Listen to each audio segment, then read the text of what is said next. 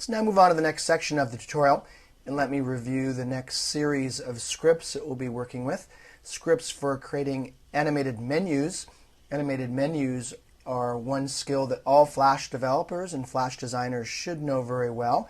Unfortunately, to animate your menus will require the thorough knowledge of movie clips and quite a bit of ActionScript. The ActionScript is the next level forward from that we've looked at so far. So let me start by showing you the scripts we'll be working with. Go to the Work Files folder and open up the menu_click_end file. Go ahead and double click on the button that you see there. That's actually a movie clip. And you can see that this movie clip is composed of two parts, an up and a down, or a collapsed and an expanded section. If you move the playback head back and forth between the up and down positions, you can see the menu animating there, open and closed. Most of these menu systems in Flash that animate are pretty much identical to this one. The animation may change a little bit, but they're basically moving between two states, an up state and a down state, or a collapsed state and an expanded state. Let's take a look at this completed script in action by choosing Control Test Movie from the main menu. And then go ahead and click on the button there. Notice that each button has its own button sound effect, and when I click on the main button there, it opens up. If I click on any of the secondary buttons, it closes down again. I can make menu systems as large as possible here, or as large as needed, with as many submenus and buttons underneath. Let's go ahead and close the player. Let's now look at the scripts by opening up the Actions window.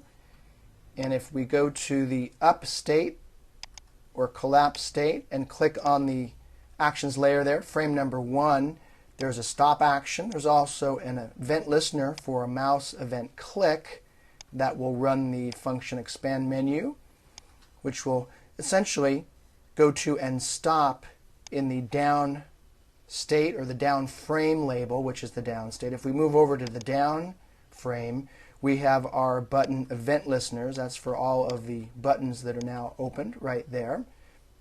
I've left out remarks in case you want to add more buttons, up to 5 buttons here. And then essentially when each of those buttons is clicked, you can add a bunch of methods underneath here. In this case, I'm just having everything go back and stopping in the up frame, like so. Let's go ahead and close this menu click end file down, and we'll go ahead and open up the next one, menu and animate end. This one here, menu_animate_end. This file is a little bit different than the first one in that you have an animation that's opening the menu. Rather than just jumping from open to close, there's an animation that's running here. Everything else is the same. If you do a Control Test Movie on this one and click on the menu, notice that it opens up a little bit more smoothly because there's a tween animation that you're going to add between the down frame and that last stop frame. Close that movie down, and let's open up the last one that you'll be working with. This one is menu_mouse_over_end. Open that up and then do a Control Test Movie. You'll notice right away some differences. When you roll over the menu, it opens up. And when you roll off the menu, it closes, like so.